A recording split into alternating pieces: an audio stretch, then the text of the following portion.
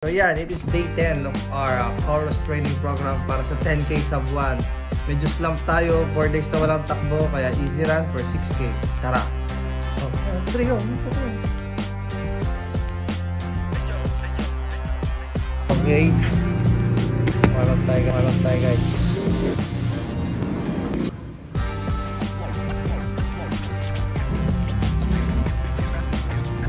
Okay, let's go. Let's go. 4 days slump, last run, Thursday, fun run ng Lormayam. Kaya easy run muna tayo. Let's go. Tapos na BY 1K. Meron tayong case. Start time muna tayo, saglit lang. Tayo 15-year-old Yorkshire Terrier, female intact, na na-diagnose ng open pyometra. So, nung na-confirm sa ultrasound, nag-perform agad tayo ng ovarian hysterectomy with Dr. Alwit, no? And then, incidental findings lang. Nakita natin na may ovarian tumor. Kumakain na siya. Ayun yung... Okay, 3K,